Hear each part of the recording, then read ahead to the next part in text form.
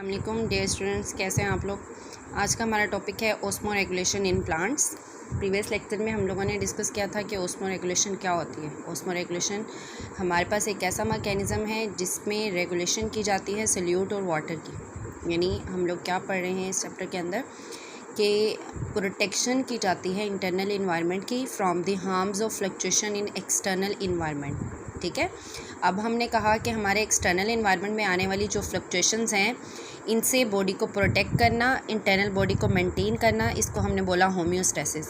इसी होम्योस्टेसिस में हमारे पास एक टाइप जिसमें हमने कहा कि हम सॉल्यूट और वाटर के लेवल को मेंटेन करते हैं, उसको हमने बोला ओस्मो रेगुलेशन। तो ओस्मो रेगुलेशन को अगर आप डिफ़ाइन करते हो तो आपने कहा mechanism of regulation of solute and water between organism and it's environment. यानी एक लिविंग ऑर्गेनिज्म अपने इन्वायरमेंट के मुताबिक जब सॉल्यूट और वाटर के लेवल को मेंटेन करता है, रेगुलेट करता है, तो इस मैकेनिज़्म को हम बोल देते हैं ओस्मो रेगुलेशन। ओस्मो रेगुलेशन में स्टूडेंट्स हमने 3 टर्म्स देखी थी, 3 तरह के इन्वायरमेंट्स देखे थे। Hypotonic environment, hypertonic environment and isotonic environment. Hypotonic environment क्या होता है?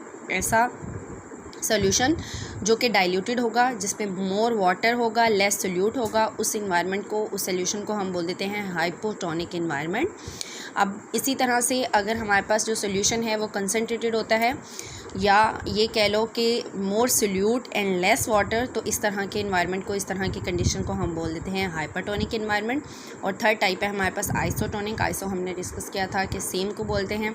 तो आइसोटोनिक इन्वायरमेंट हमारे पास वो है जिसमें ना तो मोर वाटर ना ही मोर सॉल्यूट, यानी मेंटेन है, दोनों लेवल बैलेंस है। ठीक है, फिर हमने तीनों तरह के इन्वायरमेंट के अंदर सेल का इफेक्ट देखा कि अगर एक लिविंग सेल को हाइपरटोनिक इन्वायरमेंट में रखा जाए तो क्या इफ़ेक्ट होता है उस पर।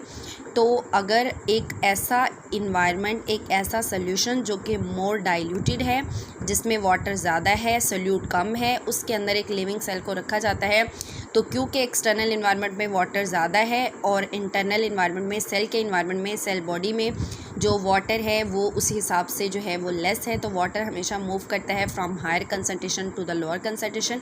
इसके अलावा मैंने आप लोगों को बताया था कि वाटर हमेशा मूव करता है towards the higher solute concentration. तो क्योंकि सेल के अंदर सॉल्यूट की कंसंट्रेशन ज़्यादा है, इसलिए वाटर क्या करेगा, सेल के इन्वायरमेंट में से, यानी अपने इन्वायरमेंट में से सेल के अंदर वाटर मूव करना शुरू हो जाएगा, जिसकी वजह से हमारा सेल क्या हो जाएगा, टर्जिड हो जाएगा।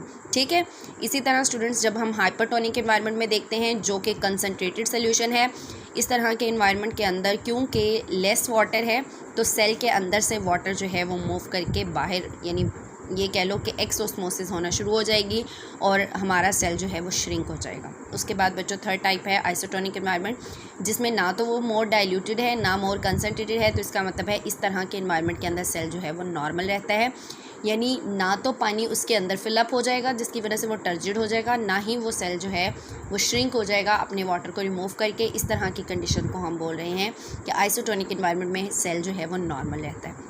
ये तीनों तरह के इन्वायरमेंट्स थे हमारे पास। अब बच्चों हमारा मेन टॉपिक है ओस्मो रेगुलेशन इन प्लांट्स।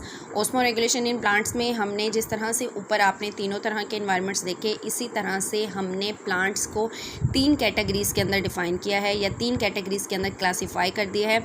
अब ये जो 3 कैटेगरीज़ हैं हमारे पास, फर्स्ट है हमारे पास हाइड्रोफाइट्स, सेकेंड है हमारे पास मीज़ोफाइट्स एंड थर्ड टाइप इज़ ज़ीरोफाइट्स। अब ये जो 3 कैटेगरीज़ हैं हमारे पास, ये हमने इनके इन्वायरमेंट की बेस पे ही बनाई हैं, यानी वो प्लांट्स जो इन तीनों तरह के इन्वायरमेंट्स में रहेंगे उसी बेस पे हमने इनको नेम दे दिया है।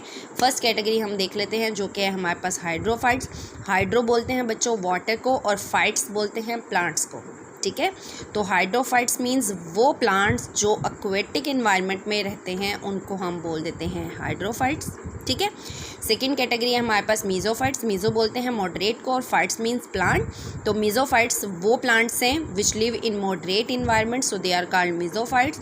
Third category is xerophytes. These are those plants which live in dry environment, dry conditions, severe conditions, these plants are called xerophytes. Xero means dry and phytes means plant. ठीक है।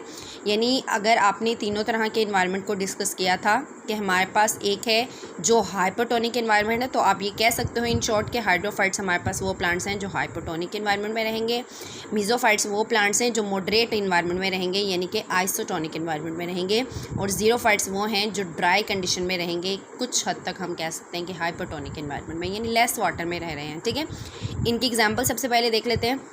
Hydrophytes में हमारे पास water lily आ जाता है, rice आ जाता है, यानी वो सारे प्लांट्स जो आप ऑब्जर्व करते हो कि प्लांट्स के अंदर ग्रो कर रहे वाटर के अंदर ग्रो कर रहे हैं, उनको आप बोल रहे हो कि वो हाइड्रोफाइट्स हैं। मीज़ोफाइट्स में बच्चों जितने भी आप लैंड प्लांट्स कॉमनली ऑब्जर्व कर रहे हो, इसको हम बोल रहे हैं मीज़ोफाइट्स, जिसमें कॉमनली मैं आप लोगों को ब्रासिका की एग्जांपल दे देती हूँ, मैंगो की एग्जांपल दे देती हूँ। इसी तरह से बच्चों जो ड्राई कंडीशन में रहने वाले प्लांट्स हैं, कॉमनली ये वो प्लांट्स हैं जो डेजर्ट कंडीशन में रह रहे हैं, फॉर एग्जांपल कैक्टस हो गया, ओपनशिया हो गया। ठीक है, नेक्स्ट बच्चों हमने देखनी है इनकी अडॉप्टेशंस कि हमारे पास ये तीनों तरह के जो प्लांट्स हैं यानी हाइड्रोफाइट्स, मीज़ोफाइट्स एंड ज़ीरोफाइट्स, इनके अंदर क्या क्या अडॉप्टेशंस हैं, किस तरह से ये वाटर के लिए ओस्मो रेगुलेट कर रहे हैं।